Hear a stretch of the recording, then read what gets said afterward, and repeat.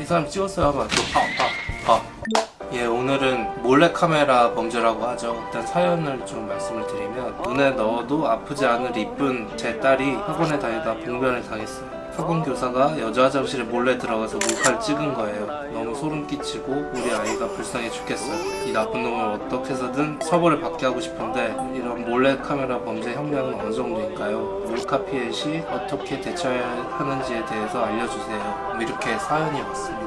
요즘에 굉장히 빈번하게 발생하고 있는 범죄 중에 하나인데, 처벌이 어떻게 될 수 있고 어떤 경우에 처벌을 할 수 있고 이런 피해를 받았을 때 어떻게 대처해야 하는지에 대해서 좀 말씀을 드리겠습니다.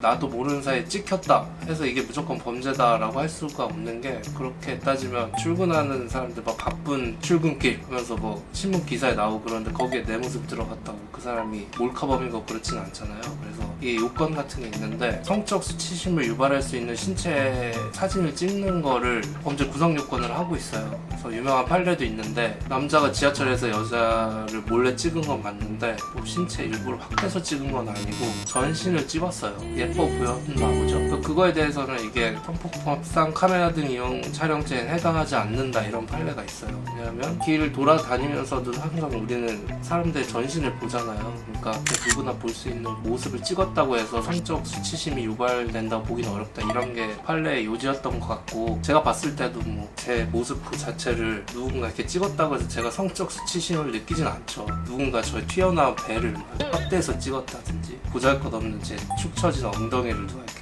이렇게 확대해서 찍었다든지 뭐 이러면은 수치심이 유발될 수 있잖아요. 저도 수치스러울 것 같아요. 그런 정도의 사진을 찍었을 때 이 범죄가 성립해요. 한산한 곳에서는 잘 이루어지지 않아요. 두 명 있는데 카메라 앞에서 이렇게 하면 너무 티가 나니까, 보통은 밀집한 구역에서 많이 일어나고, 뭐 버스, 지하철역, 백화점, 마트 이런 데서 자주 일어나는데, 내가 의심이 된다 하셨을 때는 그분한테 말을 거시고 주변 사람한테 도움을 청하세요. 그러면서 이분이 날 찍은 것 같아서 뭐 112 좀 불러주세요, 이렇게 요청을 하시는 거죠. 현행범의 체포라고 해서, 체포라는 건 원래 항상 영장이 있어야 사람을 움직일 수 없게 구속시킬 수가 있고 체포할 수가 있는 건데, 일정한 경우에 영장 없이도 사람을 일정 시간 체포할 수 있는 권한이 있을 수가 있는데, 여러분이 많이 들어봤을 뭐 긴급 체포 이런 거예요. 범죄를 막 한 직후 혹은 범죄 중인 사람은 내가 경찰이 아니더라도 체포를 할 수 있어요. 이 사람이 날 찍은 것 같다면 현행범이고, 현행범인 경우에는 나도 체포할 수 있는 건데 여자분이 남자를 체포하기는 어려울 수 있다 하면 주변에 도움을 요청하셔가지고, 이분이 날 찍은 것 같으니까 잠시 이분 좀 못 도망가게 잡아주세요 라고 요청을 하시고 112에 전화를 하시는 거죠. 지하철이면 지하철에서 상주하고 있는 경찰들이 있어요. 돌아다니는 그런 경찰들이 금방 출동을 하실 거고, 거기서 바로 휴대폰을 압수할 수 있어요. 이게 설사 나의 그냥 의심이었는데 이 사람이 알고 보니까 찍은 건 아니었다고 해도 제가 뭐 무고로 처벌되거나 그러진 않아요. 무고라는 건 아무 근거 없이 이 사람을 처벌해 달라고 했을 때 무고가 되는 거고, 어느 정도 합리적 근거가 있고 착각할 여지가 있었다고 하면 무고는 되지 않거든요. 그래서 피해를 방지하기 위해서는 그런 의심이 들었을 때는 반드시 그런 조치를 취하셔야 된다 라고 말씀드릴 수 있습니다.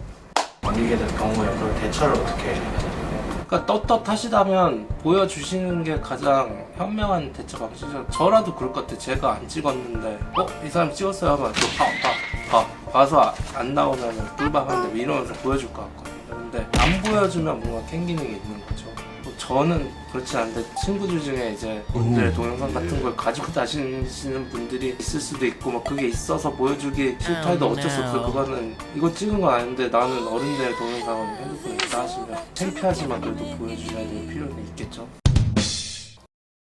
카메라 등 이용 촬영죄에 대해서 법원이 꽤 엄중하게 처벌을 하는 편이에요. 그러니까 초범의 경우에 징역이 바로 나온다거나 하지는 않는 걸로 알고 있는데, 이 몰카범들은 보통 처음 걸렸을 때 이미 범죄는 수백 차례 하다가 한 번 걸리는 거거든요. 이 사람이 한 번 걸렸다고 해서 거기서 끝이는 경우가 잘 없고, 이렇게 재범이 되면 징역이 나와요, 진짜. 판매를 하거나 뭐 상업적 용도를 이용했다 그러면 더 가중처벌 받거든요. 그래서 단호하게 대처하고 있으니까. 이게 병이라서 잘 고쳐지지는 않는다는데, 속옷을 봤을 때 과연 행복한지가 의문인데, 이거에 대해서 사회적 인식이 굉장히 높기 때문에 처벌이 강력하게 이루어진다는 점을 꼭 알고 계셔야 될 거예요. 성폭력처벌법 14조에 보면 카메라나 이와 유사한 기능을 갖춘 기계장치를 이용해 성적 욕망 또는 수치심을 유발할 수 있는 사람의 신체를 촬영 대상자의 의사에 반해 촬영한 자는 5년 이하의 징역 또는 3천만 원 이하의 벌금에 처한다, 이렇게 규정돼 있어요. 그러니까 너무 악질이 아닌 이상 최대 형량은 잘 안 나오지만 재범 정도 됐다 그러면 최소 징역 1년 정도는 나오는 걸로 알고 있어요.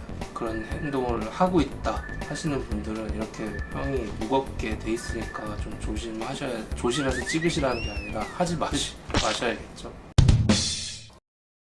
여자 화장실에서 몰래카메라가 발견됐다는데 그 안에 분명히 영상이 있을 거고, 범인을 잡기 위해서는 이걸 누가 설치했는지가 밝혀지는 게 첫 번째인데 주변에 CCTV가 있었겠죠. 여자 화장실에 접근한 남자가 그 사람이다라는 게 밝혀진 것 같아요. 그러면 이 사람은 처벌이 될 수밖에 없죠. 이 카메라 등 이용 촬영죄는 미수범도 처벌을 해요. 찍는데 성공해야만 처벌받는 거 아니에요. 찍으려고만 해도 처벌받을 수 있어요. 그러니까 카메라에 이렇게 넣는데 찍은 거 없다 이러면서 막 찍은 거 없다 이런 발표하시는 분이 있는데 이렇게 들이밀면 그걸로도 처벌받을 수 있어요. 그러니까 이 사람도 설치했는데 그날 화장실 쓴 사람이 없었다 해도 처벌할 수 있어요. 피해자 입장에서 사망서 같은 걸 쓰실 수도 있어요. 어린 학생인데 이런 큰 피해를 입어서 이 사람 원벌이 필요하다 이런 거를 사건 번호를 아시면 피해자 입장에서 탄원서를 써서 좀 강하게 처벌해 달라고 요구를 해보셔도 좋을 것 같고, 그렇게 해야 이 사람이 정신 차리고 재발을 안 하겠죠. 그리고 이런 걸 행동하시는 분들이 좀 반성을 많이 하셔야겠죠.